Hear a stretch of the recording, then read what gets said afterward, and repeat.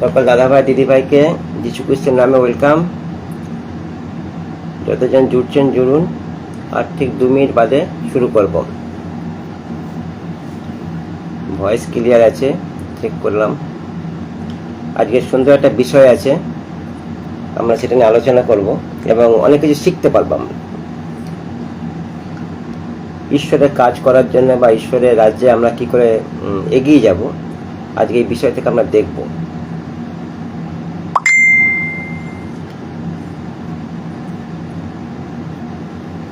ঠিক 6:02 শুরু করব। 6:01 হয়েছে, 6:02 শুরু করব।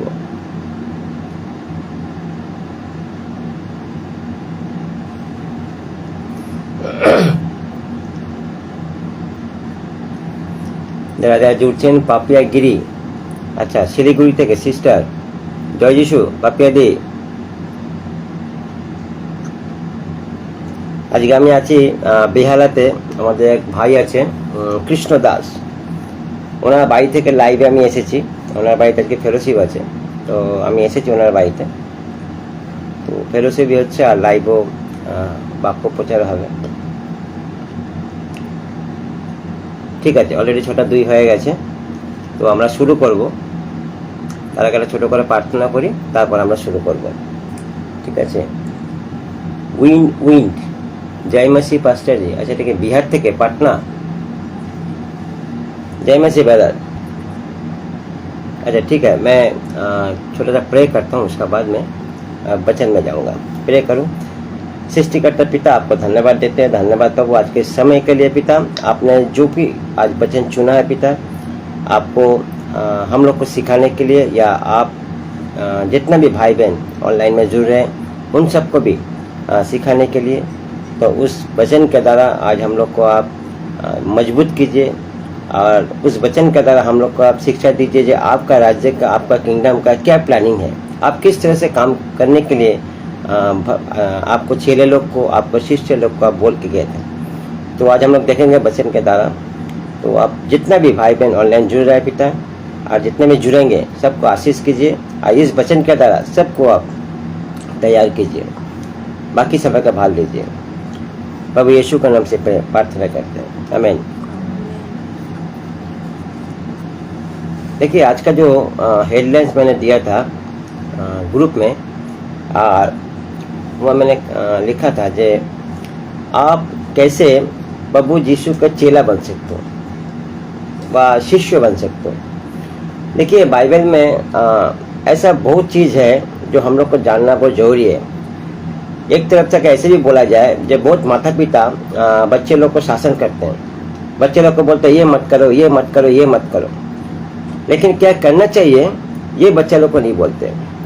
बच्चे लोग को मारते हैं, डांटते हैं, ये मत करो ये खराब है, ये मत करो ये खराब है, ये मत करो ये खराब है, लेकिन ऑपोजिट साइड में उसको क्या करना चाहिए ये भी तो बताना जरूरी है ना। तो इसीलिए बच्चे समझ नहीं आता है जो क्या करना चाहिए क्या नहीं करना चाहिए। तो अभी मसीह समाज में भी ऐसा कुछ घटना चल रहा है जो हम लोग एक साइड देखते हैं, लेकिन दूसरा साइड हम लोग दिखाते नहीं है। एक साइड हम लोग बोलते हैं ये अन्य भाषा बोलना ये है, पवित्र आत्मा ये है, दान दशमांश ये है, लेकिन दूसरा साइड भी बाइबल उसके लिए भी वचन लिखा हुआ है, जे इसके लिए भी कुछ परमेश्वर ने बोल के गया था। लेकिन आज हम लोग देखेंगे शुरुआत कहाँ से हुआ है, इसका बिगिनिंग कहाँ से हुआ है। आज हम लोग बिगिनिंग देखेंगे, परमेश्वर ने किस तरीके से अपना किंगडम का काम चालू किया है, और कैसे किस तरीके से। तो बहुत बहुत मज़ेदार आज का जो वचन है, आप अगर अच्छे से सुनोगे, इसको आप जो भी आप कोट कर सकते हो, लिख सकते हो, आपके पास पेन डायरी जो भी वगैरह वगैरह है आप लेके बैठे रहो, आप उसको एंट्री कर सकते हो, और अपना घर में बैठ कर स्टडी करो। मैं आज आपको जो भी वचन बोलूँगा आप घर में बैठ कर उसको अलग से स्टडी करो, और आप देखो ये परमेश्वर ने इस जो वचन जो आज हम लोग देखेंगे, इस वचन के द्वारा परमेश्वर ने क्या क्या हम लोग को आशीषित किया। देखिए पहला जो वचन मैं कोट करूँगा ये बहुत इम्पोर्टेंट एक वचन है, और इस वचन को ज़्यादा से ज़्यादा मसीह समाज में अगर 100 भाग आदमी है, जिसमें से 90 भाग आदमी, 90 भाग आदमी इस वचन को कोट करते हैं, और इस वचन को आधार पर वो लोग किंगडम का काम कर रहे हैं, चारों तरफ फैला हुआ है इस वचन का आधार पर। और इस वचन को लोग ऐसा मतलब कॉन्क्रीट बना चुका है जे प्रभु ने ऐसा बोला, प्रभु ने ये करने के लिए बोला।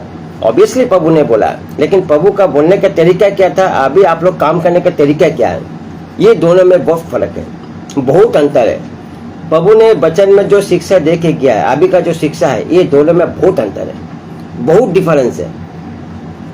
आज का जो वचन हम लोग देखेंगे तो समझ में आएगा ये प्रभु ने क्या बोल के किया था, अभी मसीह समाज में क्या चल रहा है। देखिए, मैं जो वचन कोट करने जा रहा हूँ ये आपका मार्क 16 अध्याय में 15 से 16 पद, 2 पद है। मार्क 16 अध्याय 15 और 16 पद, 2 पद में पढ़ूंगा। यहाँ लिखा हुआ है, सिस्टर आपका क्या हिंदी है ना बंगाली है? अच्छा ठीक है, मैं हिंदी में पढ़ रहा हूँ। यहाँ लिखा हुआ है, और उसने उनसे कहा तुम सारे जगत में जाकर सारे सृष्टि के लोगों को सुसमाचार प्रचार करो। प्रभु ने किसको कहा? अपने चेले लोग को कहा, शिष्यों को कहा, बाहर के आदमी को नहीं कहा। ध्यान से सुनिए बात को। प्रभु ने ये वचन किसको कहा? अपना शिष्य लोग को कहा, बाहर के आदमी को नहीं कहा, क्योंकि प्रभु का साथ बहुत आदमी रहता था, बहुत हजारों आदमी का भीड़ रहता था। लेकिन प्रभु ने ये बात उन लोग से नहीं कहा। किससे कहा? 12 चेलों से कहा, जो उनका साथ रहता था। प्रभु ने उनको कहा तुम सारे जगत में जाकर सारे सृष्टि के लोगों को सुसमाचार प्रचार करो। जो विश्वास करे और बैप्टिज्म ले उसी का उद्धार होगा, लेकिन जो अविश्वास करता है उसे दंडित किया जाएगा। ये मार्क 16 अध्याय 15-16 पद है, ठीक है। मार्क 16 अध्याय का 15-16 पद में पढ़ रहा हूँ। यह लिखा हुआ है, जो जाना जरूरी है। आपको प्रभु का वचन आदमी को बोलना जरूरी है, जाने पड़ेगा, बोलने पड़ेगा, सही बात है। लेकिन तरीका क्या है? सवाल वहां पर है, तरीका क्या है? तरीका तो जानना पड़ेगा ना। प्रभु ने किस टाइप से आदमी को भेजा था और अभी किस टाइप से आदमी जा रहा है, ये जानना बहुत जरूरी। अगर आप इसको नहीं समझोगे ना तो फिर सुसमाचार का जो गॉस्पेल का जो काम है ना, वो पूरा बेड़ा गलत है। अभी वही हो रहा है, क्योंकि इंसान को तरीका नहीं मालूम है किस तरह से इंसान को गॉस्पेल देना चाहिए। बस किसको गॉस्पेल देने के लिए बोला गया है नहीं मालूम है बहुत आदमी को। 90 भाग, मैं बोल रहा हूँ 90 भाग आदमी इस वचन के आधार पर काम कर रहा है। लेकिन देखिए, इसका ऑपोजिट में और एक वचन है, ठीक इसका ऑपोजिट में है। प्रभु उसको भी कोट किया है, लेकिन उस वचन को हम लोग कोट नहीं करते। 90 भाग आदमी इस वचन को कोट करते हैं, जब प्रभु यीशु ने बोला जो सारा जगत में जाना, सारा सृष्टि में जाके प्रभु का वचन बोलना है। अच्छा बात है, जाना चाहिए, बोलना चाहिए, लेकिन प्रभु ने तरीका भी सिखाया है। प्रभु जाने का तरीका भी सिखाया, किस तरह से जाने पड़ेगा तुमको।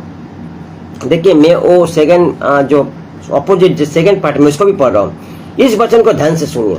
ये लिखा हुआ है मत्ती 28:18 से 20, 3 पद है। मत्ती 28:18 से 20 पद, 3 पद है, 18, 19, 20। देखिए यहाँ क्या लिखा हुआ है। यहाँ लिखा हुआ है, ये उस टाइम का बात है जब प्रभु यीशु चला जा रहा है, पृथ्वी छोड़ कर स्वर्ग चला जा रहे हैं, और उनका जो शिष्य था उनका सामने था, और उनको ये बातों बता के जा रहे हैं, जब मैं जा रहा हूँ, लेकिन इसको तुम लोग अप्लाई करो जीवन में, इसको तुम लोग मानो, पालन करो। ये देखो क्या लिखा हुआ है, मत्ती 28:18, 19, 20, 3 पद पढ़ो। देखिए लिखा हुआ है, तब यीशु ने पास आकर उनसे कहा, स्वर्ग और पृथ्वी का सारा अधिकार मुझे दिया गया है। किसका? स्वर्ग और पृथ्वी का सारा अधिकार, टोटल, कुछ भी बाकी नहीं है, टोटल एकदम जितना भी था पूरा अधिकार हमको दिया गया है। इसीलिए तुम जाकर सब जाति के लोगों को चेला बनाओ। पहला बात, इसीलिए क्या है, तुम जाओ सारा जाति के लोगों को चेला बनाओ, शिष्य बनाओ, पहला। दूसरा, उन्हें पिता, पुत्र, पवित्र आत्मा के नाम से बपतिस्मा दो। तीसरा, जो आज्ञा मैंने तुम्हें दी है उन सबको पालन करना सिखाओ। तीसरा, अब 20 पद में बोला, और देखो मैं अंत तक प्रतिदिन तुम्हारा संग हो। देखिए, अगर ये वचन मैं पढ़ रहा हूँ ना, अभी सवाल उठ रहा है, मैं इस वचन को पढ़ रहा हूँ तो मैं किस वचन को विश्वास करता हूँ? अभी ऐसा अगर सवाल किया जाए कोई भी अगर ये वचन को पढ़ेगा तो सवाल उठता है, आप जब पढ़ते हो आप इस वचन को विश्वास करते हो? ये सवाल है। सब कोई बोलते हाँ विश्वास करते हैं। अगर विश्वास करते हो तो यह 18 पद में बोल दिया गया है जे तब यीशु ने पास आकर उनसे कहा, स्वर्ग और पृथ्वी का सारा अधिकार मुझे दिया गया है। अगर आप विश्वास करते हो तो आपको भी दिया गया है। समझ में आ रहा है? 18 पद में बोल रहा है जे सारा अधिकार मुझे दिया गया है। इसका मतलब अगर आप इसको पढ़ के विश्वास कर रहे हो तो ये अधिकार आपको भी दिया गया है। इसका मतलब प्रभु आपको कोई अगर काम दे के भेजेगा तो बिना अधिकार से नहीं भेजेगा ना, वो अधिकार दे के भेजेगा और उसका अथॉरिटी है, वो ऐसे आपको नहीं भेजेगा। बाइबल में कहीं नहीं लिखा हुआ जाए परमेश्वर अचानक कैसे कोई काम किया या भावुक होकर कोई काम किया, ऐसा नहीं लिखा हुआ है। परमेश्वर जो भी काम किया है एकदम निखुत किया है, परफेक्ट किया है। वो कोई भी काम ऐसा नहीं करेगा जिसे जाके बाद में जाके कोई झमला हो सके, ऐसा नहीं। परमेश्वर यहाँ बोल रहा है जब मैं तुमको अगर कोई काम दे के भेजूंगा तो तुमको मैं अधिकार दे के भेजूंगा, बिना अधिकार के नहीं भेजूंगा। अगर तुम विश्वास करते हो तो अधिकार तुमको मिल चुका है। अभी देखिए अधिकार मुझे मिल गया ना, तो अभी अधिकार लेकर मैं क्या करूंगा? देखिए यहाँ 3 पॉइंट लिखा हुआ है। आपको अधिकार मिल गया ना तो आपको पहले क्या करना है? पहले लिखा आपको चेला बनना है। पहला बात यहाँ देखिए लिखा हुआ है, तुम जाके जातीय लोगों को चेला बनाओ। फर्स्ट बात, फर्स्ट चीज, फर्स्ट है आपको चेला बनना है। अच्छा चेला क्यों बनना है? अभी सवाल यहाँ उठ रहा है, आपको चेला क्यों बनना है? क्या होगा चेला बन के? चेला बन के क्या होगा? नीचे कोई कमेंट कर सकते हैं? रॉकी भाई सही बात है, चलिए जय मसीह, वेरी गुड। नीचे कोई कमेंट कर सकते हैं कि चेला बन के क्या होगा? देखिए बाइबल कह रहा है जे जब प्रभु यीशु धरती पे आया था ना, ये पृथ्वी पे आए थे, तो प्रभु यीशु को छोड़ के जितना भी आदमी थे सब पापी थे, कोई धार्मिक नहीं था, कोई नहीं। दुनिया में जितना भी आदमी था उस टाइम में सब के सब पापी था, सिर्फ प्रभु यीशु को छोड़ के। उन्होंने खुद अपने आप को पापी बनाया, लेकिन वो तो पापी था नहीं, वो तो स्वर्ग से आया था ना। तो प्रभु यीशु ने वो अपना धार्मिकता जब वो जगत का इस पृथ्वी को इंसान को ऊपर दिया ना, तो उसका अंदर से प्रभु यीशु ने जो गंदगी था, जो बुराई था, उसको प्रभु यीशु ने अपना धार्मिकता से साफ किया। जिसमें से वो 12 जन को चुना। वो अपना ग्रुप में बहुत आदमी था, लेकिन जिसमें से 12 आदमी को चुना। आप 12 आदमी को चुन के उनको अगर आप पढ़ोगे मोती 5, 6, 7, तो मोती 5, 6, 7 में वो उन लोग को चेला ही बना रहा था। आप मत्ती 5, 6, 7 अगर 3 चैप्टर पढ़ोगे ना, तो वहां पर वो उन लोग को चेला ही बना रहा था। क्योंकि मत्ती 5, 6, 7 में पूरा स्वर्ग राज्य का जो किंगडम है ना, वो उसका टीचिंग दे रहे थे। चेला लोग को स्वर्ग के बारे में वो शिक्षा दे रहे थे, स्वर्ग कैसा है, स्वर्ग में क्या चलता है, पिता का पसंद करता है, पिता का क्या मर्जी है, वो सिखा रहे थे वहां पर। लेकिन 5, 6, 7 कंप्लीट होने के बाद फिर उन्होंने 12 चेलों को चुना। जब उनका अंदर में वो बीज बोआ गया, उसके बाद मतलब उसका अंदर से जो गंदगी निकल गया, जब वो लोगों को समझ में आया जो मुझे गुरु ने क्या बताया, अब मुझे क्या करना चाहिए, जब ये लोग को चीज समझ में आया, उसका बाद वो उनको चेला बोला, शिष्य बना। अभी देखिए उनको चेला बोलने का बाद ही उन लोग को प्रभु यीशु ने स्पेशल, इसको बोलता महानगा, ग्रेट कमीशन। हम लोग ये वर्ड को बोलते हैं महानगा, ग्रेट कमीशन। इसके ऊपर बहुत आदमी डॉक्ट्रिन बनाते हैं जे प्रभु ने मुझे बोला सारा जगत में काम करना, प्रभु का काम करना, लेकिन तरीका क्या है? बहुत अच्छा बात है, काम करो, कौन रोक कर रखा है? अरे प्रभु का काम तो करने चाहिए, सबको ही करना पड़ेगा, लेकिन रोक के कौन रखा है? लेकिन आपको तरीका तो सीखने पड़ेगा ना। ऐसा तो नहीं है ना जो आपको जो मन आएगा आप करेंगे, प्रभु बोलेगा हाँ चलो बेटा मैं तुम्हारा साथ में हूँ, ऐसा नहीं होता ना। प्रभु ऐसा कभी दिन काम नहीं करेगा। प्रभु अपना तरीका से काम करता है, इंसान का तरीका से कभी प्रभु काम नहीं करेगा। तो ये है तरीका, आपको पहले चेला बनना है। अभी देखिए आप जब चेला बन जाते हो ना, उसके बाद दूसरा पॉइंट लिखा हुआ है बैप्टिज्म, मतलब कमिटमेंट। आपको कमिटमेंट करना है। आप चेला बन चुके हो ना, अभी आपको कमिटमेंट करना है, प्रभु मैं आपको चेला बनाऊं, धरती पे मैं जब तक रहूंगा, मैं जब तक जिंदा रहूंगा, मैं आपका चेला बन के ही काम करूंगा। इसको बोलते हैं बैप्टिज्म। ये कोई धर्म परिवर्तन नहीं है, बाहर का आदमी इसको एक लेवल लगा लिया है। बैप्टिज्म का मतलब धर्म परिवर्तन, ये फालतू का बात है। इसका सिर्फ धर्म का कोई लेना देना नहीं है, लेकिन जगत का कुछ भी माने ज़्यादा से ज़्यादा आदमी इसको एक माने लेबल लगा दिया है।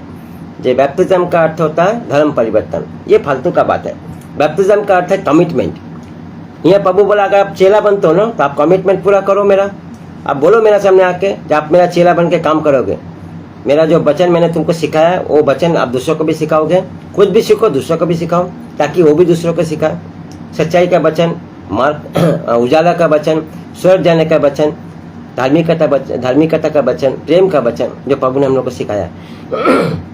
तो देखिए, जब कमिटमेंट पूरा होता है, जब चेला पूरा बनता, उसका बाद बोला है जे जाके अब तुम समुदाय जगत में जाके अब तुम सुसमाचार प्रचार करो, गॉस्पेल दो। उसके बाद पहले आपको चेला बनना है, फिर आपको कमिटमेंट करना है, तीसरा उसके बाद जाके आप गॉस्पेल दे सकते हो। पहले गॉस्पेल नहीं, गड़बड़ यहीं पर ही फैल रहा है। अभी सब कोई बोलता है जे आप विश्वास करो पवित्र आत्मा मिल गया। अरे बहुत अच्छा बात है, विश्वास करो पवित्र आत्मा मिलता जाता है, लेकिन पवित्र आत्मा का रहना तो सबसे बड़ा बात है, मिलना बड़ा बात नहीं है। अभी इंसान का दिमाग मैंने उल्टा तरीका चलता है, पंखा उल्टा तरफ घूम रहा है। पवित्र आत्मा मिल गया तो क्या हुआ, तुमको तो रहना है उनका साथ, नहीं तो चल छोड़ के चला जाएगा वो। अगर आपके घर में कोई अतिथि आएगा, आप उसका अगर सेवा नहीं करोगे तो रहेगा कितना दिन, 1 दिन 2 दिन, फिर वो बोलेगा मेरा यहाँ बेइज्जत हो रहा है, मैं नहीं रहूंगा, चला जाऊंगा, तो चला जाएगा। पवित्र आत्मा आपका दिल में आया, आपके घर में आया, तो वो क्या करने के लिए आया, बैठने के लिए आया, खाने के लिए आया, अरे वो फेलोशिप करने के लिए आया, आपसे बात करने के लिए आया, आपका भलाई के लिए आया। लेकिन आप उसको अतिथि बना के रख दो, आप उसके साथ कोई फेलोशिप नहीं करते, कोई बात नहीं करते, उसके साथ कोई आप राय सलाह परामर्श नहीं करते, तो पवित्र आत्मा रहेगा? ऐसा नहीं है। पवित्र आत्मा ऐसा नहीं है जो आप जो भी मन होगा पवित्र आत्मा वैसे काम नहीं, उसका जो काम है वो करेगा, लेकिन आपको तो करने देने पड़ेगा ना। तो अभी बहुत आदमी ये बोलते हैं जो आप विश्वास करो पवित्र आत्मा मिल गया, बहुत अच्छा बात है, लेकिन पवित्र आत्मा मिलने से ज्यादा है उनका साथ रहना। आप जब उनका साथ रहोगे ना, तब वो आपको सिखाएगा ये चेला क्या बनना होता है, कमिटमेंट क्या होता है, सुसमाचार क्या होता है, वो तब आपको सिखाएगा। लेकिन आप विश्वास किए हो पवित्र आत्मा मिल गया, इतना तक आप रुके हुए, उसके बाद आप आगे बढ़ नहीं रहो, तो फिर इसीलिए काम नहीं हो रहा ना। इसीलिए इंसान को समझ में नहीं आ रहा। वचन तो पढ़ते हैं हम लोग सब, लेकिन वचन का अंदर का जो रहस्य है ना, जो प्रभु ने उसका जो अंदर जो गुप्त जो चीज लिखा हुआ है, जो उसका रहस्य है, वो हम लोग को समझ में नहीं आता। और इसीलिए हम लोग ऊपर ऊपर पढ़ के निकल जाते हैं, प्रभु ने ऐसा बोला, प्रभु ने ऐसा बोला, प्रभु ने ऐसा बोला। अरे प्रभु ने तरीका से काम करने के लिए बोला है, प्रभु ने बोला है, लेकिन आपको तरीका जानना पड़ेगा ना। आज मसीह समाज में तरीका खराब हो गया, काम करने का, बात करने का, देखने का, चलने का, बोलने का, सब तरीका चेंज हो गया। जगत में जो चलता है मसीह समाज में वही चल रहा है। एक ही चीज है, आपको सिस्टमेटिक काम करना है। आप सिस्टम का बाहर जगह काम नहीं कर सकते, और सिस्टम के अंदर काम नहीं हो रहा बोल के गड़बड़ी मचा हुआ है। और जो लोग टीचिंग भी देते हैं, जो लोग शिक्षा भी देते हैं, वो लोग सिस्टम के अनुसार सिखाते भी नहीं है। प्रॉब्लम यहीं पर ही है, क्योंकि ज़्यादा आप अगर सिस्टम करेंगे ना, तो इंसान का अंदर अच्छा नहीं लगता है। बोलते ये बहुत कड़ा बात बोलता है, बहुत डिसिप्लिन दिखाता है, ये आदमी अच्छा नहीं है। इसलिए बहुत आदमी डर के मारे बोलते भी नहीं है, सोचते हैं बाबा ज़्यादा कड़ा बात बोलेंगे तो आदमी मुझे पसंद भी नहीं करेगा। लेकिन गलत बात है, कोई आपको पसंद करे या ना करे, उससे कोई लेना देना नहीं है। आपको प्रभु का सामने खड़ा होना है, और प्रभु के पास आपको जवाब भी देना है, तो आपका जगह आपको सही रहना है। इंसान क्या लगता है नहीं लगता, उससे आपको कोई फर्क नहीं है। कोई आता है आने दो, जो जाता है जाने दो, कोई फर्क नहीं पड़ेगा। लेकिन आप अपना जगह मत खराब करो। प्रभु ने आपको जैसे सिखाया आप उसको उसी तरफ से सिखाओ, ताकि उसका अच्छा लगे ना लगे। लेकिन लगेगा तो उसका जीवन बचेगा, नहीं लगेगा तो बाद में समझेगा। अभी देखिए प्रभु ने यहाँ पर बता दिया। देखिए सुसमाचार का जो वर्ड है ना, ये जो वर्ड है ना, ये कॉवेरेंट के अंदर में है। इसको प्रभु ने बहुत जतन से दिया हम लोग को। ये कोई ऐसा मामूली चीज नहीं है जो मैंने वचन पढ़ लिया, हाथ में बाइबल ले लिया, बाहर निकल गया आदमी को वचन देने के लिए। ये ऐसा चीज नहीं है, ये बहुत जतन से प्रभु ने हमको दिया है। ये कॉवेरेंट के अंदर में देखिए, पहला कॉवेरेंट है 18 पद में लिखा हुआ है, जो उन्होंने बोला है जो अगर स्वर्ग पृथ्वी का सारा अधिकार मुझे दिया गया, आप अगर विश्वास करते हो तो आपको दिया गया। ये पहला कॉवेरेंट है। दूसरा कॉवेरेंट देखिए 20 पद में लिखा हुआ है। दूसरा कॉवेरेंट यहाँ बोल रहा है जो जगत का अंत तक प्रतिदिन मैं तुम्हारा संग रहूंगा। ये हुआ दूसरा कॉवेरेंट। मतलब प्रभु आपका अधिकार भी दे रहा है, लेकिन आपका साथ भी प्रभु नहीं छोड़ेगा। क्या क्या चीज है। अरे प्रभु ने क्या काम कर रहा है।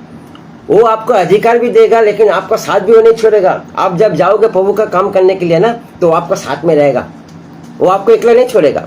देखिए क्या बोल रहे हैं यहाँ पर, जगत का अंत तक, जब तक आप धरती पे हो, जिंदा हो, जिस दिन आपका मौत होगा उसका अगला दिन तक प्रभु आपको साथ में रहेगा, वो आपको छोड़ेगा नहीं। इंसान समझता नहीं है, इसलिए इंसान अपना तरीका इस्तेमाल करता है। अरे अपना तरीका मत इस्तेमाल करो, प्रभु जैसे आपको बोला ना, आप उसी तरह का काम करो, देखो काम होता है कि नहीं। अगर आप उस तरह से चलोगे ना तो किसी भी कहीं भी आपका अगर राइट मिलेगा, अगर कहीं भी आपको परिस्थिति खराब मिलेगा ना, तो प्रभु आपको वहां से बचा के लेके आएगा। आपका शरीर में कोई छू भी नहीं सकेगा। प्रभु ऐसा काम करता है, हर टाइम हर समय प्रभु आपका साथ रहेगा। प्रभु आपको कहीं भी जगह लज्जित होने नहीं देगा। किसी भी जगह प्रभु आपका सर को हेट नहीं करेगा। प्रभु जानता है, हम लोग से ज्यादा प्रभु जानता है जो कहाँ पर कौन सा काम, कहाँ पर कौन सा बात बोलने से काम बनता है, प्रभु को मालूम है। इसलिए जिसको मालूम है उसका अंदर रहना अच्छा बात है ना, क्यों अपना तरीका इस्तेमाल करने जाएंगे हम लोग। और इसीलिए आज गड़बड़ इसीलिए फैला हुआ है कि सब कोई अपने एक तरीका बना लिया है। प्रभु ने बोला है करना है। अरे प्रभु ने कैसे बोला है, आप तरीका को नहीं संभाल लो लेकिन अपना तरीके अप्लाई करो, इसीलिए तो काम बिगड़ रहा है। और काम बिगड़ रहा है बोल के मसीह समाज का नाम भी नहीं बढ़ रहा। आज मसीह समाज बदनाम होकर रखा हुआ है। आज कोई विश्वासी के देख के नहीं बोलता है ये प्रभु यीशु का ये भक्त ऐसा, लेकिन विश्वासी के देख के प्रभु यीशु का बदनाम होता है। देखो एक क्रिश्चियन कैसा है, देखो एक विश्वासी कैसा है। देखिए विश्वासी या सेवक ये अलग चीज है और शिष्य ये अलग चीज है। विश्वासी सेवक का शिष्य ये एक चीज नहीं है। हम लोग हमेशा बोलते हैं चलो विश्वासी के घर में प्रे करने जाएंगे, एक विश्वासी भाई एक विश्वासी बहन है, बहुत अच्छा बात है। जब वहाँ जाते हैं तो कितना विश्वासी है तब पता चलता है, उनका बातों से, स्वभाव से, घर का माहौल देख के पता चल जाता है वो कितना विश्वासी है। लेकिन शिष्य के अंदर पूरा एकदम 100% वो फेथ रहता है, वो विश्वास रहता है, वो प्रेम रहता है, क्योंकि वो प्रभु को पा चुका है। जो चेला होता है ना वो प्रभु को पा चुका था, इसीलिए तो बोलता है, इसीलिए बोल रहा है जब पहले चेले बनाओ। वहां पर 19 पद में लिखा हुआ है पहले चेला बनाओ। चेला बनने का अर्थ है आप अपना गुरु को पहचान जाते हो, आप अपना परमेश्वर को पहचान जाते हो, आप अपना जो सृष्टिकर्ता उसको पहचान जाते हो। वो आपका दिल में एक घर बना लेता है। चेला का जो डिसाइपलशिप ट्रेनिंग होता है ना, ये बहुत इंपॉर्टेंट ट्रेनिंग है। बहुत आदमी इसको लिया भी है, जो भी नहीं लिया आप लोग इसको ले भी सकते हो। ये बहुत इंपॉर्टेंट चीज है। इसका अंदर आप प्रभु से 1:1 आप रहोगे, प्रभु रहेगा और कोई नहीं रहेगा। आपके साथ प्रभु का एक मुलाकात होता है, 1:1 आप रहोगे, प्रभु रहेगा। प्रभु आपसे बात करेगा, आप प्रभु से बात करोगे। ये गुरु चेला का एक रिश्ता होता है, एक बंधन होता है। तो प्रभु वो देखने मांग रहा है। विश्वासी नहीं, विश्वासी जब तक भटक जाएगा। विश्वासी तो परिस्थिति अनुसार चेंज होता था ना। आज वो विश्वासी है, कल उसके घर में ऐसा परिस्थिति आएगा उसका विश्वास भाग जाएगा, तब वो परिस्थिति को लेकर झेलेगा, ये क्या हो गया, तो फिर क्या होगा। प्रभु उसके साथ रहेगा, प्रभु उसका साथ में है, एक आदमी देख पाएगा, नहीं देख पाएगा। लेकिन जो चेला रहता है वो हर परिस्थिति में प्रभु के ऊपर रहेगा। वो कभी नहीं अपने आप को भागने का कोशिश करेगा, वो प्रभु के ऊपर डांट के खड़ा रहेगा, जे मेरा प्रभु जिंदा है। अभी देखिए ये जो वचन हम लोग मार्क में पढ़े ना, मार्क 16:15-16, ये जो शिष्य का जो वचन वो लोग कमिटमेंट का जो वचन देख रहे थे, महान आज्ञा का जो वचन देख रहे थे, तो क्या है वो महान आज्ञा जो ग्रेट कमीशन जो बोला गया, इसका अर्थ क्या है, क्या प्रभु ने क्यों बोला चेला बनने के लिए। देखिए चेला का जो मीनिंग होता है ना, वो किस तरह से आदमी बन सकता है, जो पॉइंट मैं अभी आपको बताने जा रहा हूँ, जिसका ऊपर मेरा आज प्रचार है, जो इंसान कैसे चेला बन सकता है। चेला का मीनिंग क्या होता है, आप कैसे चेले बन सकते हो। देखिए यहाँ 3 पॉइंट है। देखिए पहला पॉइंट मैं पढ़ रहा हूँ, ये है लूक 14:25-26। ये पहला पॉइंट है, लूक 14:25-26। यहाँ लिखा हुआ है, एक बार बहुत से लोग उसके साथ गए, एक बार बहुत से लोग उनके साथ गए, तब उसने मुंह फेर कर उनसे कहा, यदि कोई मेरे पास आए और अपने और आपके पिता, माता, पत्नी, संतान, भाई और बहनों, यहाँ तक कि अपने प्राण को अप्रिय ना समझे, वो मेरा चेला नहीं बन सकता। क्या कठिन शब्द है ना, क्या क्या यहाँ बात बोले। एक भी रिश्ता नहीं छोड़ा प्रभु ने एक भी रिश्ता नहीं छोड़ा। माता, पिता, भाई, बहन, संतान, जितना भी है, प्लस अपने आप को अप्रिय ज्ञान मत समझो, तभी तुम मेरे चेले बन सकते हो। अरे प्रभु कैसे होगा, मैं अपना माता पिता को छोड़ दूंगा, मैं अपना संतान को छोड़ दूंगा, मैं अपना भाई बहन को छोड़ दूंगा, मैं अपना परिवार समाज सबको छोड़ दूंगा, मैं अपने आप को भी छोड़ दूंगा, ये कैसे होगा। ये असंभव है प्रभु, ऐसा तो नहीं हो सकता। लेकिन इस वचन का जो अर्थ है ना, इसका अर्थ जब तक आप नहीं समझोगे तब तक आपको मीनिंग नहीं समझ में आएगा। सचमुच का चेला का अर्थ क्या क्या बताने चाह रहे थे। देखिए यहाँ बहुत सा रिश्ता का बात बोला है।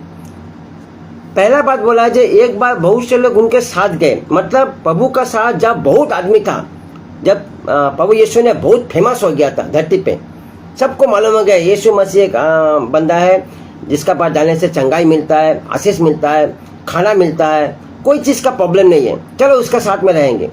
और एक एक करके उनका साथ आस्ते आस्ते आस्ते धीरे धीरे मतलब बहुत हजारों लाखों का मैंने उनका पीछे भीड़ लगा रहता था। अब बोलता ठीक उसी टाइम में प्रभु ने मुंह फेर के उनसे ये बात कहा। अभी देखिए क्या क्या मज़ेदार ये चीज़ है। देखिए भीड़ सब कोई पसंद करता है, अच्छा से इस चीज़ को अच्छे से समझिए। भीड़ आजकल सब कोई पसंद करता है, सब कोई चाहता है मेरा चर्च में भीड़ हो, बहुत भीड़ हो। लेकिन प्रभु ने यहाँ क्या देख रहा था? प्रभु भीड़ नहीं देख रहा था, प्रभु भेड़ देख रहा था। हाँ, यहाँ प्रभु जब भीड़ था तब प्रभु ने वचन बोला है, एक कढ़ाई दूध में एक बूंद नींबू फेंक दिया, क्या होगा? बस सब कट जाएगा। प्रभु ने एक सच्चाई बता दिया। अरे तुम लोग मेरे पीछे आ रहे हो ना, मेरे पीछे आने का मतलब क्या होता है मालूम है? देखो ये मतलब है, कर सकते हो तुम। ये भीड़ को बोलना है। उसका बाद से आप जब वचन पढ़ोगे ना, उनका जो चेला का जो मन, उनका जो भीड़ का जो संख्या था ना, वो धीरे धीरे कम होने लगा। उसका बाद से आप जब पढ़ते जाओगे ना तो देखेगा उसका धीरे धीरे वो भीड़ का संख्या जो भीड़ था वो कमते गया, क्योंकि ये वचन को बहुत आदमी ले नहीं पाया। ये इतना कड़ा वचन था। अभी देखिए प्रभु इस यहाँ पर क्या कर रहा है। प्रभु संख्या के ऊपर नहीं, प्रभु कभी दिन संख्या के ऊपर अपना मिनिस्ट्री नहीं किया। अभी का आदमी संख्या के ऊपर मिनिस्ट्री करता है। जितना भीड़ होगा उतना मेरा चर्च अच्छा रहेगा, मेरा चर्च में इनकम ज़्यादा होगा, मेरा चर्च है ना हरियाली फैला रहेगा। लेकिन प्रभु ने क्या बोला? क्वांटिटी नहीं, क्वालिटी। क्वांटिटी अलग होता है, क्वालिटी अलग होता है। प्रभु ने क्वांटिटी के ऊपर कभी दिन मिनिस्ट्री नहीं किया, क्वालिटी के ऊपर किया। प्रभु क्वालिटी का आदमी देख रहा था, क्वांटिटी के ऊपर नहीं। अब मैं भी वही बंदा हूँ, मैं क्वांटिटी नहीं, मैं क्वालिटी देखता हूँ। मेरा भी चर्च में ज़्यादा आदमी नहीं है, बहुत आदमी था एक टाइम में, लेकिन मैं समझ गया ये भीड़ क्या होता है। बेकार का भीड़ कोई फ़ायदा नहीं है। तो जो आदमी सचमुच प्रभु को प्यार करता है, रहता है, मैं उनका साथ ही रहता हूँ। और जो नहीं रहता वो बाय बाय टाटा। मेरा यहाँ चर्च का आदमी है तो उन लोगों को मालूम है मैं किस टाइप का पास्टर हूँ। तो प्रभु ने भी यही काम किया, उसने क्वांटिटी नहीं देखा, क्वालिटी देखा। जितना जब भीड़ था प्रभु ने वो भीड़ को इनकार कर दिया। देखो अगर तुम मेरे साथ आना चाहते हो ना, लेकिन तुमको ये चीज़ मानने पड़ेगा, तुम कर सकते हो। अभी देखिए यहाँ प्रभु कुछ रिश्ता के बारे में बात कर रहा था। पिता माता, भाई बहन, संतान, नाना नानी, अंकल आंटी, बहुत समाज में रिश्ता है। तो हर रिश्ता बनता कैसे है? हर रिश्ता कैसे बनता है? रिश्ता तो ऐसे नहीं बनता है ना। हर रिश्ता के अंदर मतलब एक चीज़, एक वर्ड रहता है, उसको बोलता है प्रेम। माता पिता के अंदर एक प्रेम रहता है, भाई बहन के अंदर एक प्रेम रहता है, पिता पुत्र के अंदर प्रेम रहता है, माता और बेटी के अंदर प्रेम रहता है। हर रिश्ता के अंदर एक प्रेम रहता है। वो प्रेम है बोल के रिश्ता है। अगर प्रेम नहीं रहेगा तो रिश्ता नहीं रहेगा। रहेगा क्या? आप लोग तो बहुत रिश्ते से जुड़े हुए, आप लोग को अच्छा मालूम होगा। अगर कोई रिश्ता के अंदर प्रेम नहीं रहेगा तो रिश्ता थोड़ी रहेगा, वो रिश्ता टूट जाएगा। क्योंकि प्रेम वो रिश्ता को बांध के रखता है। लेकिन जब प्रेम नहीं रहेगा वो रिश्ता भी खत्म हो जाएगा। अभी देखिए बाइबल बोलता है जो पहला रिश्ता कौन बनाया था? बाइबल में पहला रिश्ता, पहला जो संपर्क किसने बनाया था? मतलब प्रभु ने खुद बनाया था। आदम हवा का शादी किसने दिया? प्रभु ने दिया। पति पत्नी कौन बनाया? उन लोग को प्रभु ने बनाया। तो रिश्ता जो संपर्क होता है ना, इसका बारे में ज़्यादा ज्ञान किसका है? प्रभु का है। प्रभु से ज़्यादा कोई नहीं जानता है ना। तो जगत में हम लोग जो रिश्ता मेंटेन करते हैं ना, माता पिता, भाई बहन, संतान, जो भी रिश्ता मेंटेन करते हैं, इसका जो प्रेम है ना, तो बोलते हैं ये प्रेम और प्रभु से जो आप प्रेम करते हो ना, ये दोनों प्रेम एक नहीं है। आप ये दोनों प्रेम के एक नहीं कर सकते हो। आप अपना माता पिता से जो प्रेम करते हो, प्रभु से आप वो प्रेम करोगे? नहीं, प्रभु का प्रेम ऐसा नहीं है। आप अपने संतान को जो प्रेम करते हो, आप प्रभु से वो प्रेम करोगे? नहीं, प्रभु का प्रेम ऐसा नहीं है। आप अपना अंकल आंटी या पड़ोसी जो आपका रिश्तेदार में रहता है, आप उनसे जो प्रेम करते हो, आप प्रभु से वो प्रेम करोगे? नहीं, प्रभु का प्रेम ऐसा नहीं है। प्रभु का प्रेम अलग है, वो पवित्र है। स्वर्ग में अभी भी जिसाई में लिखा हुआ है, 6 अध्याय में लिखा हुआ है, जो स्वर्ग में स्वर्गदूत हमेशा उनको एक ही नाम से पुकारता है, पवित्र पवित्र पवित्र पवित्र परमेश्वर, एक ही नाम है उनका। वो कभी दिन जगत का प्रेम का अनुसार काम नहीं किया, उनका प्रेम अजूबा है, मतलब अलग है।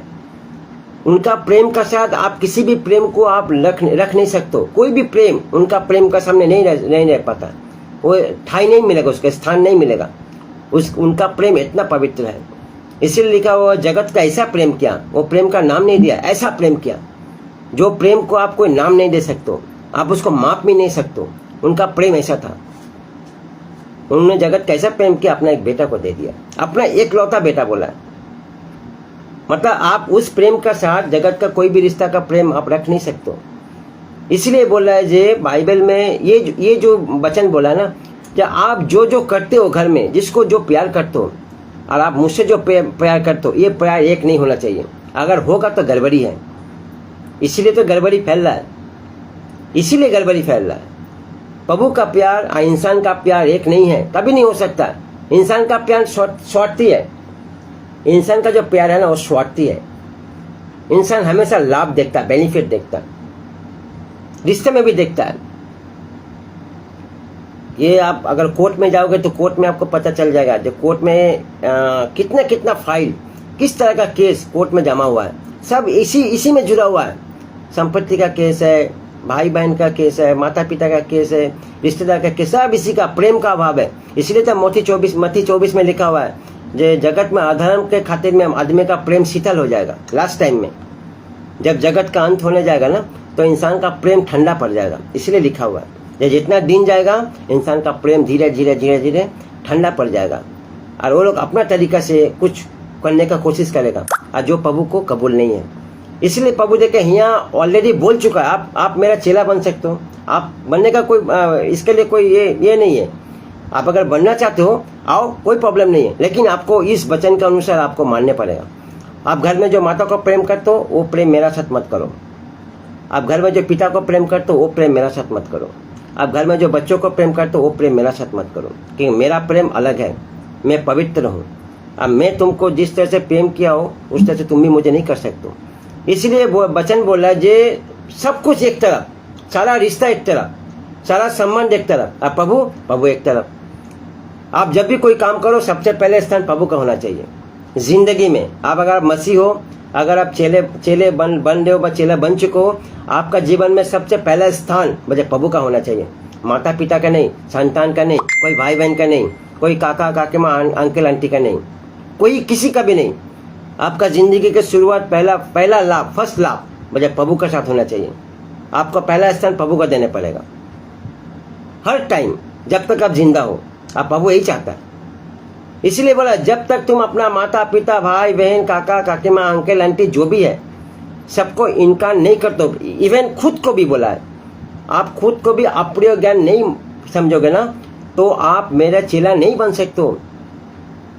अभी देखिए, जब आप ये करोगे ना तो प्रभु, बाइबल बोला सबसे पहला रिश्ता तो प्रभु बनाया ना, तो आपका अगर प्रभु का साथ रिश्ता सही रहेगा ना तो बाकी रिश्ता भी प्रभु सही रखेगा। वो उसका हाथ में है, उसके लिए आपको फिक्र करने की जरूरत नहीं है। क्रूस का जो साइन होता है ना, जो क्रूस है ना उसका साइन वही है। क्रूस का जो बीच का जो लकड़ी है ना वो प्रभु के साथ कांटेक्ट करता है सीधा एकदम, और साइड का जो है वो पड़ोसी के साथ कांटेक्ट करता है, जो समाज में आप जिससे साथ मेल मिलाप करते हो उनके साथ कांटेक्ट करता है। तो आपका बीच का रिश्ता उसके ठीक रखना है। जब आपका बीच का जो वो रिश्ता सही रहेगा ना, प्रभु के साथ रिश्ता आपका जब सही रहेगा ना, तो फिर आपका इधर का जो पड़ोसी का जितना आपका अगल बगल का जितना भी आपका रिश्ता बना हुआ ना ये भी सही रहेगा। प्रभु आपको समाज के ऊपर आपको ऊंचा करेगा, आपका इज्जत रहेगा, लोग आपको देख के इज्जत करेगा, आपको सोचेगा नहीं सचमुच प्रभु का बंदा है, ये सचमुच प्रभु का चेला है, ये जो बोलता है वही करता भी है, क्योंकि प्रभु आपका साथ रहेगा। प्रभु आपको कभी लज्जित होने नहीं देगा। लेकिन आप अगर प्रभु के साथ रिश्ता सही नहीं रखोगे ना तो फिर ये रिश्ता का भी कोई वैल्यू नहीं रहेगा। इंसान आपको बदनाम करेगा और आपके लिए प्रभु भी बदनाम होगा। इसीलिए प्रभु ये बात यहाँ पर कहा है, जब आप माता पिता भाई बहन जो भी है, जितना भी आपका रिश्ता है सब एक तरफ करो, और मैं पवित्र रिश्ता मैं एक तरफ रहूंगा, मेरा साथ उनका कभी दिन एक नहीं हो सकता, मिल मिलाप मत करना। अभी देखिए बाइबल ये भी कह रहा है माता पिता का समाधान करना चाहिए, ऑब्वियसली करना चाहिए, माता पिता का समाधान ऑब्वियसली करना चाहिए। इसका मतलब मैं माता पिता को छोड़ नहीं सकता, उनका देखभाल भी मुझे करना है ना। उनका उनका तरफ जो मेरा जो फर्ज है वो भी मैं करूँगा, जरूर मुझे करना चाहिए। लेकिन सबसे पहले प्रेम प्रभु का साथ, वो अगर प्रेम सही रहेगा तो ये भी प्रेम सही रहेगा। इसीलिए तो आज प्रभु का साथ बच्चे लोग को प्रेम नहीं है बोल के बच्चे लोग जब बड़े होता है माता पिता को लेकर धर्म आश्रम वृद्धाश्रम में छोड़ के चले आते हैं। माता पिता बोझ हो जाते हैं, क्योंकि प्रभु के साथ प्रेम ठीक नहीं है ना, उनके साथ प्रभु का रिश्ता सही नहीं है ना। इसके लिए गलती माता पिता का है। जब माता पिता शुरू से बच्चे लोग को प्रभु के साथ कांटेक्ट नहीं कराते हैं, प्रभु के साथ पहचान नहीं कराते हैं, इसलिए जब बच्चे लोग जब बड़े होते हैं तो उसका वैल्यू नहीं समझते। इसलिए शुरू से एकदम बचपन से ही बच्चे लोग के साथ प्रभु का साथ रिश्ता जोड़ दो। जब प्रभु के साथ उसका रिश्ता रहेगा तब वो सचमुच जो रिश्ता का जो वैल्यू होता है ना, तब उसको समझ में आएगा, नहीं तो नहीं समझ में आएगा। अच्छा, दूसरा पॉइंट, ये हम लोग पहला पॉइंट जो देख रहे थे उसमें लिखा हुआ जो आपको पहला प्रेम प्रभु से करना है। अगर आपको चेला बनना है ना, आपको अगर गॉस्पेल देना है, प्रभु का राज्य का किंगडम का काम करना है, तो आपको पहले गौतम बर्मन जी, प्रेज गॉड, थैंक यू। तो आपको पहले पापिया गिरी, प्रेज द लॉर्ड, तो आपको पहले पहला प्रेम पहला स्थान आपको प्रभु का देने पड़ेगा। ये हुआ शिष्य बनने का, प्रभु का चेला बनने का पहला पॉइंट। और दूसरा पॉइंट देखेंगे, देखिए दूसरा लूक में है, लूक 14:27 में दूसरा पॉइंट, लूक 14:27 में लिखा हुआ है, जो कोई अपना क्रूस उठाकर मेरे पीछे ना होले वो मेरा चेला नहीं बन सकता। ये दूसरा पॉइंट है, जो कोई क्रूस उठा के, अपना क्रूस बोला है, दूसरे को नहीं, बाबू यीशु का नहीं, पड़ोसी का नहीं, कोई रिश्तेदार का नहीं, बोलता अपना क्रूस, खुद का क्रूस ना उठा के मेरे पीछे ना होले वो मेरा चेला नहीं बन सकता। अभी अपना क्रूस उठाने का क्या मतलब है? अपना क्रूस क्या है? मैं अपना क्रूस कैसे उठा सकता हूँ? क्रूस का साइन क्या होता है? अगर हम लोग इतिहास देखेंगे ना, तो इतिहास में क्रूस जो होता है ना, इसको इंसान बहुत घृणा कर रहा है, बहुत घृणा करता है। क्रूस का मौत ये बहुत भयंकर है। उस टाइम इतिहास में अगर बहुत बड़ा जो अपराधी होता है ना, तो उसको क्रूस में चढ़ाया जाता है। और ये इसका जो मौत है ना, ये बहुत कष्टदायक है, ये बर्दाश्त नहीं कर सकता इंसान, इसका इतना भयंकर मौत है। तो जिस क्रूस को इंसान उस टाइम का आदमी घृणा करता था, जिसको प्यार नहीं करता था, प्रभु ने उस क्रूस के ऊपर आके अपने आप को बलि दे दिया, मर गया प्रभु। अभी देखिए परिस्थिति ऐसा हो गया है, जो इंसान क्रूस को प्यार करता है, गला में क्रूस लेके घूम रहा है, घर में क्रूस लेके रखा हुआ है, कोई लकड़ी का क्रूस बना के रखा हुआ है, लेकिन जो क्रूस पे मरा है उसको वैल्यू नहीं देता। पूरा सिस्टम चेंज हो गया। जो क्रूस का कोई वैल्यू नहीं था, जो क्रूस को इंसान पसंद नहीं करता था, अभी वो क्रूस का वैल्यू बढ़ गया। क्यों? क्योंकि उसमें मसीह मरा है। अरे जो मरा है उसका तो वैल्यू ज़्यादा है, वो लकड़ी का क्या वैल्यू है? बहुत से चर्च में ऐसा है जो उस लकड़ी के ऊपर सर भी फेंकते हैं, उसको प्रणाम भी करते हैं। विश्वास वो लोग का अलग अलग विश्वास है। जे क्रूस का जो अर्थ है, क्रूस पे मैंने मसीह मरा है, इसको अगर बदन में लगाएंगे, सर पे लगाएंगे तो मेरे लिए आशीष होगा। ये फालतू का चीज़ है, ये कोई काम का चीज़ नहीं है। क्रूस पे जो मरा है वो अगर आपका साथ में रहेगा तो आप आशीष रह सकते हो, आपका जीवन का उद्धार आपको मिल सकता है। लेकिन क्रूस लेकर आपको जीवन में उद्धार नहीं मिलेगा। अभी यहाँ बोला जो अपना क्रूस नहीं उठाएगा वो मेरा चेला नहीं बन सकता। तो अपना क्रूस क्या है? इंसान का अपना क्रूस क्या है? इंसान कैसे अपना क्रूस उठाएगा? क्या है अपना क्रूस के अंदर क्या है? देखिए बाइबल कह रहा है जे धरती पे रोमियो 3:23 या 6:23 दोनों में लिखा हुआ है, जे सारा जगत का आदमी पापी है, कोई धर्मी नहीं है, सब का सब पापी है। इसका मतलब आप जब प्रभु यीशु को जानते हो, जब प्रभु यीशु में पहला बार आते हो ना, तो आपका एक पुराना स्वभाव होता है, पुराना जिंदगी, वो गंदगी है, उसमें पाप है, उसमें बुराई है। तो वो जिंदगी आप जब प्रभु का जीवन में जब आते हो ना, तो वो भी साथ में लेके आप आते हो, वो आप उसको छोड़ के नहीं आते हो। पुराना स्वभाव, पुराना जो आपका जो कल्चर है ना, आप उसको लेके आते हो। तो जब प्रभु को आप पहचान लिया, जब प्रभु को आप जान लिए हो, तो अभी आपका जीवन में एक ही काम रहेगा, आपका पुराना स्वभाव को मारना। ये हर दिन का आपका काम है। ये बोलता अपना क्रूस उठाना, इसको बोलता अपना क्रूस उठाना। देखिए यहाँ लिखा हुआ है, ये भी 9:23 में लिखा हुआ है, नहीं ये 9:23 में लिखा है, लूक 9:23 में लिखा है, और उसने उन सब से कहा, यदि कोई मेरे पीछे आना चाहे तो तुमसे इनकार करे, अच्छा खुद को इनकार करे और प्रतिदिन अपना क्रूस उठाकर मेरे पीछे हो ले। इसका मतलब हर दिन आपको खुद को इनकार करना है। क्या चीज़ इनकार करना है? आप जो चीज़ अच्छा लगता है आपका मर्जी, आपका चिंता, आपका बात करने का तरीका, आपका देखने का तरीका, सुनने का तरीका, ये जो आपको जो अच्छा लगता है ना, ये चीज़ प्रभु को अच्छा नहीं लगता। ये प्रभु के लिए गंदगी है। आपके लिए अच्छा हो सकता है लेकिन प्रभु के लिए गंदगी है। इसका मतलब आपका जो पुराना स्वभाव है ना, आपको इसको मारना है हर दिन। आप अगर इसको नहीं मार पाओगे तो आप प्रभु का चेला नहीं बन पाओगे। इसको बोलते हैं अपना क्रूस उठाना। इस जिंदगी लेके आप प्रभु का साथ नहीं चल सकते। देखिए बाइबल कहता है जब प्रभु पुराना स्वभाव से कोई नहीं बात करता, कुछ बात नहीं करेगा। प्रभु का हर रिश्ता, हर बात नया स्वभाव से होता है। इसीलिए बोलते हैं नया जन्म। आपको नया जन्म प्राप्त करना है तो आपको पुराना स्वभाव को मानना है, तभी आप नया जन्म पा सकते हो। अगर पुराना जीवन स्वभाव रहेगा तो आप नया जीवन आपको नहीं मिलेगा ना। नया जन्म आप उसको एंजॉय नहीं कर पाओगे। तो आपका अगर नया जीवन जानना है तो आपको पुराना जीवन को मानना है, पुराना स्वभाव को मानना है। इसको बोलता है अपना क्रूस उठाना। और ये बहुत भयंकर है, ये चीज़ बहुत कठिन है। अगर आप मालूम नहीं आप लोग को कितना आदमी करते हो, लेकिन आप अगर करते हो तो आपको मालूम होगा जो अपना पुराना स्वभाव को मार के नया स्वभाव को लेने के लिए आपको क्या क्या माने सैक्रिफाइस करने पड़ता है। आपका जीवन में ऐसा बहुत चीज़ है जो आपका दिल का वो बैठा हुआ है, आपका दिल में वो घर बना चुका है, आप उसको उखाड़ के फेंकना है। ये जो फेंकने का तरीका है ना, ये बहुत तकलीफ देता है आपको। आपका मन नहीं चाहेगा। बहुत दिन आपको उसके साथ रिश्ता बन चुका है ना, पुराना स्वभाव के साथ आपका प्यार मोहब्बत बहुत कुछ जम चुका है। वहाँ से आपको निकलने का मतलब आपको बहुत फाइट करना पड़ता है, बहुत संघर्ष करना पड़ता है। तभी वहाँ पर आप नया जन्म का थोड़ा सा स्वाद, थोड़ा सा टेस्ट आपको पता चलेगा, जो नया जीवन क्या होता है।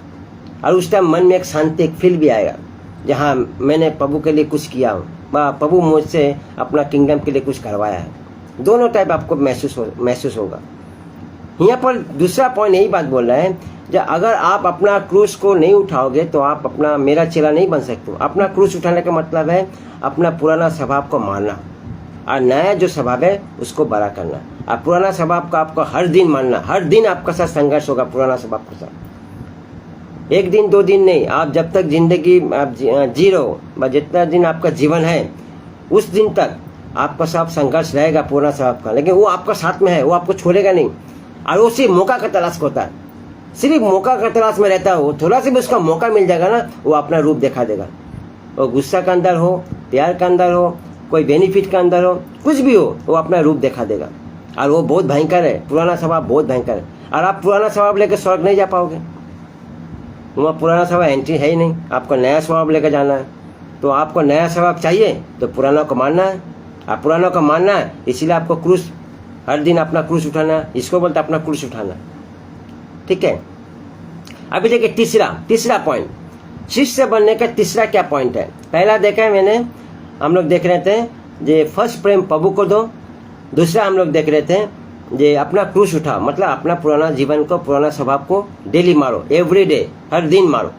और तीसरा है, ये भी देखिए लूक 14:33 में लिखा हुआ है, 33 लूक 14:33 में लिखा हुआ। अच्छा मैं लिखा हुआ, तो तुमसे में जो कोई, अच्छा तो तुम में से जो कोई अपने सारी संपत्ति को त्याग नहीं करता वो मेरे शिष्य नहीं बन सकता।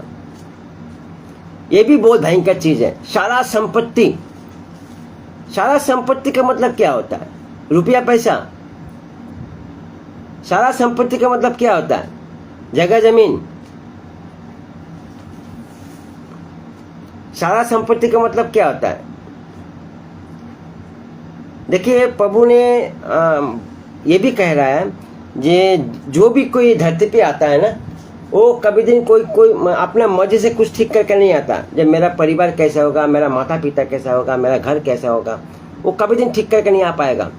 अगर ऐसा परिस्थिति होता है जब कोई इंसान नया धरती पे आ रहा है, पृथ्वी पे आ रहा है, और वो ठीक करके आएगा जब मुझे उस घर में जन्म लेना है, तब तो सब टाटा बिरला का घर ही चुन लेगा ना।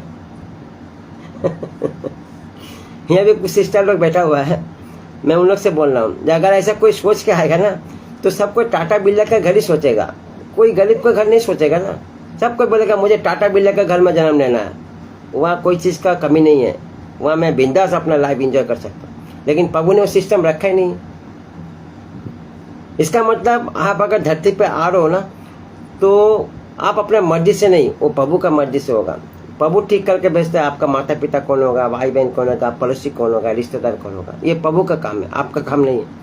तो मतलब आप जिस घर में आ रहे हो ना तो घर आपको कौन दिया है, वो माता पिता आपको कौन दिया है, वो भाई बहन आपको कौन दिया है, वो रिश्ता आपको कौन दिया है, बोले प्रभु दिया है। इसको बोलता है संपत्ति। क्योंकि आप इधर खाली हाथ आए हो, आने के बाद आपको कुछ मिला है, किसने दिया, प्रभु ने दिया है। माता पिता प्रभु देता है, भाई बहन प्रभु ही देता है, रिश्तेदार प्रभु ही देता है, जगह जमीन रुपये सब प्रभु देता है। लेकिन जब जाओगे किसको लेके जाओगे, एक भी साथ में जाएगा, कोई नहीं जाएगा। जैसे आप आए हो ऐसे ही आपको जाने पड़ेगा। मतलब आप यहाँ पर बचपन से लेके 70, 80, 90 जितना भी आपका आयु है, आप जब तक जिंदा रहते हो, आपको जो एसेट होता है ना तो उसको बोलते हैं संपत्ति, जिसमें ये सब भी है। खाली रुपया पैसा संपत्ति नहीं होता, चांदी सोना संपत्ति नहीं होता, जगह जमीन संपत्ति नहीं होता। आपका जो एसेट है, आप जिसके साथ अपना रिलेशन बनाते हो, ये भी संपत्ति है। इसका मतलब बोलता है सबको त्यागना है आपको। धरती पे अगर आपको प्रभु का काम करना है, चेला बनना है, शिष्य बनना है, तो इस सबको त्यागना है। उसके बाद आप प्रभु के साथ एक रिश्ता बना पाते हो, प्रभु के साथ रिश्ता आप जोड़ सकते हो। देखिए बाइबल में ऐसा बहुत जगह लिखा हुआ है जो प्रभु धनी आदमी के ऊपर उन्होंने कुछ कमिटमेंट किया है, बस कुछ बोला भी है। जैसे एक युवक ने प्रभु को आके बोला था, प्रभु मैं आपका किंगडम में काम करना चाहता हूँ, मैं आपका साथ रहना चाहता हूँ। प्रभु ने उनको बोला बहुत अच्छा बात है, कौन मना किया, करो ना, लेकिन एक काम करो। बोलते क्या प्रभु, बोलते तुम्हारा जितना संपत्ति है ना, तुमने जो बना के रखा है वो सबको बेच दो, उसके बाद मेरे पीछे आओ। वहाँ लिखा हुआ वो युवक का मन में दुख हुआ, अरे ये कैसा बात हुआ, मैं आपके साथ काम करना चाहता हूँ, तुझे संपत्ति के क्या लेना देना है। प्रभु बोला वही तो प्रॉब्लम है, जब वो रहेगा तो तुम मेरे साथ नहीं रह पाओगे ना, तुम्हारा मन हुआ लगा रहेगा, मेरा बहुत कुछ है, मन हुआ पर अटका हुआ है। और आप प्रभु के साथ जस्ट फॉर शो चल लो, देखो प्रभु मैं तुम्हारा साथ होगा, मन मतलब धन के ऊपर लगा हुआ। इसलिए बाइबल में लिखा हुआ है सारा जड़ जो बुराई का जड़ होता है ना वो पैसा ही है। आप जितना भी पाप करते हो ना, जितना भी आपका जीवन में पाप होता है, सबका अंदर पैसा जुड़ा हुआ है। बिना पैसा आपको पाप नहीं दिखाई नहीं देगा। आप किसी से अच्छा बात करते हो, बुरा बात करते हो, झगड़ा करते हो, लड़ाई करते हो, किसी का बुराई करते हो, जो भी है सबका अंदर पैसा जुड़ा हुआ है, सब रिलेटेड है, पैसा उसका जड़ है, इसीलिए बोला गया है। अभी देखिए प्रभु ने ऐसा ऐसा और भी कुछ कठिन कठिन बात बोला है, बाइबल में लिखा हुआ है। प्रभु ने ऐसा भी बोला है, अगर आपका कोई आँख, 2 आँख है, अगर कोई आँख आपका अगर गड़बड़ कर रहा है तो उसको उखाड़ के फेंक दो। 2 आँख है, एक आँख अगर गड़बड़ करे उसको उखाड़ के फेंक दो। आपका 2 हाथ है, अगर एक हाथ गड़बड़ करा काट के फेंक दो। कितने कठिन कठिन वर्ड शब्द इस्तेमाल किया ना। धनी लोग के लिए बोला है, जब आप स्वर्ग में नहीं जा पाओगे, क्योंकि धनी लोग का स्वर्ग में जगह नहीं है। क्यों इतना कठिन कठिन शब्द क्यों? बोले एक ही अर्थ है, एक ही मतलब है, क्योंकि प्रभु आपको जो दिया है ना तो आपको उसका प्रभु का चीज समझ के काम करना है, अपना चीज समझ के नहीं काम करना है। आप धरती पे जो कुछ भी लेके बैठे हो, कोई कुछ भी आपका नहीं है, सब प्रभु का है। इसको आपको ध्यान में रखना है। पैसा वो प्रभु का है, घर प्रभु का है, बच्चा प्रभु का है, पति प्रभु का है, वाइफ प्रभु का है, सब प्रभु का है, आपका कुछ नहीं है, प्रभु ने आपको दिया है। अगर आप इस नज़र से देखोगे ना तो आपको सचमुच का जो क्या बोलता है जो रिलेशन प्रभु के लिए जो आपका जो काम करने का जो आपका मन में जो भूख है ना वो आप कर सकते हो। लेकिन आप जब उसको अपना तरीके से देखोगे ना तो फिर आप गड़बड़ हो जाएगा। तो फिर अपना आप आइडिया लगाओगे, मैं ये करता हूँ, मैं ये बोलता हूँ, मेरा ज़्यादा परिश्रम हो रहा, मेरा कोई वैल्यू नहीं है, मुझे कोई नहीं देख रहा है, मुझे कोई सम्मान नहीं देता, उस तब अंदर में सब काम करना चालू करें। लेकिन आपसे ज़्यादा रेस्पेक्ट तो प्रभु का है। आप कितना प्रभु का रेस्पेक्ट करते हो? आप खुद का रेस्पेक्ट मांग रहे हो? आप खुद करते हो प्रभु का रेस्पेक्ट? जब आप इसको कर सकोगे तो अभी आप उसको भी कर सकोगे। देखिए इसीलिए प्रभु ने देखिए ये धनी व्यक्ति को बोला था ना जो सब कुछ बेच के चलाओ, लेकिन और एक धनी था बाइबल में, बोले सक्रिय, हाँ, उसके लिए लेकिन प्रभु अलग वचन बोला। उसके घर में प्रभु गया और उसको जाकर बोला आज इस घर में उद्धार आया। क्यों? क्योंकि उन्होंने कमिटमेंट किया वहां पर, जब मेरा जितना धन है मैं उसका 3-4 गुण दे दूंगा, आदमी को बेच दूंगा। देखिए वो भी धनी था, लेकिन वो धन का लालच नहीं किया, वो प्रभु का लालच किया, क्योंकि वो जान गया कि धन से भी ज्यादा मेरा प्रभु बड़ा है। इसलिए उसका पास उसी टाइम में, जिस दिन बाबू गया उसी टाइम में वो सारा धन निकाल के बोलते आदमी को दे दिया। तो मैं तो उसका मतलब कितना पैसा था, मुझे 3-4 गुना पैसा दे दिया इंसान को। वो खुद बोला मैं दे दूंगा, कोई दिक्कत नहीं है। तब उसका रिस्पेक्ट किसका था? प्रभु का था, पैसा का रिस्पेक्ट नहीं था। देखिए ज्यादा पैसा होना बहुत बुरा बात है, अब पैसा कम होना भी बुरा बात है। आपको जितना जरूरत है आपको चाहिए। पैसा होना कोई बुरा बात ऐसा नहीं है, पैसा तो जरूरत है, पैसा तो लगेगा, लेकिन पैसा के अंदर मन बैठना बुरा बात है। अगर आप पैसा के ऊपर मन बैठा दोगे ना, तब वहीं से शैतान काम करना चालू कर देगा। वो सारा खेल वहीं से खेलता है। उसके बाद आपका जीवन में प्रभु का रिस्पेक्ट, प्रभु का प्रति प्यार वो बहुत कम जाएगा। तब दिल में पैसा पैसा, सारा दिन खाली पैसा पैसा चलता रहेगा और वही आपको तंग करेगा, ऐसा करो ऐसा करो ऐसा करो ऐसा करो। तब आपका प्रभु का प्रति आपका ध्यान नहीं रहेगा, आप प्रभु का प्यार को आप नहीं समझ पाओगे। तो हम लोग यहाँ पर 3 पॉइंट देख रहे थे। पहला पॉइंट देख रहे थे जो प्रभु का साथ प्यार करना है, फर्स्ट प्यार प्रभु को देना। दूसरा अपना क्रूस उठाना है, वो क्या है? अपना पाप स्वभाव, पुराना स्वभाव को आपको हर दिन मारना है। आप जब तक नहीं मार पाओगे तब तक नया जीवन आप देख नहीं पाओगे। और तीसरा, जिंदगी में आपका पास जो कुछ है वो आपका नहीं है, प्रभु का है। आप इसको ध्यान में रखो, ये प्रभु का संपत्ति आपका नहीं है, क्योंकि आप किसी को भी लेकर स्वर्ग नहीं जा पाओगे, सबको आपको छोड़ कर जाना है। इसलिए प्रभु आपको दिया है, आप उसको उसी तरह से उसको इस्तेमाल करो। ये चेला बनने का 3 पॉइंट है। अगर आप इसको मेंटेन कर सकते हो तभी आप एक अच्छा चेला बन सकते हो, और तभी आप प्रभु का किंगडम का काम भी कर सकते हो। नहीं तो बेकार का काम हो रहा है। बहुत आदमी बहुत कुछ कर रहा है, बहुत फेलोशिप चल रहा है, बहुत चर्च खुला है, बहुत नया बिल्डिंग बन रहा है, ऑनलाइन में चल रहा है, बहुत कुछ हो रहा है, लेकिन सब बेकार का है, सब दिखावती है। मैंने हर एक इंसान को मैंने मेरा साथ में इतना जितना आदमी जुड़ा हुआ है, मैं हर एक इंसान का नाम लेके बोल दूंगा कौन सही है कौन गलत है, क्योंकि मैं इन लोग अच्छे से जानता भी हूँ। अब प्रभु मुझे भी जानता है, इसलिए मुझे फालतू का बकवास बिल्कुल पसंद नहीं है। अब मैं ऐसा आदमी से रिश्ता रखना भी नहीं चाहता जो फालतू का चीज़ में ज़्यादा इन्वॉल्व है, मुझे अच्छा नहीं लगता है, क्योंकि मुझे मेरा अंदर प्रभु का डर है। अब मैं प्रभु का डर अब मेरा अंदर है बोल के मैं आज तक खड़ा भी हूँ। मेरा जीवन में बहुत कुछ हुआ है, लेकिन प्रभु ने मुझे वहाँ से सब कुछ निकाल के आज प्रभु ने खड़ा रखा है। लास्ट एक पद पर खत्म करूँगा, ये भी लूक में लिखा हुआ है, लूक 14:29-30। ये लास्ट पद को मैं खड़ा करूँगा, पढ़ूंगा, उसके बाद खत्म करूँगा। लूक 14:29-30 में लिखा हुआ है, मैं जानता हूँ कि यदि कोई इसको बंगला में पढ़ो, क्या लिखा है बंगाली में? पढ़ो एक बार। की जानी, हाँ 29-30 पढ़ो।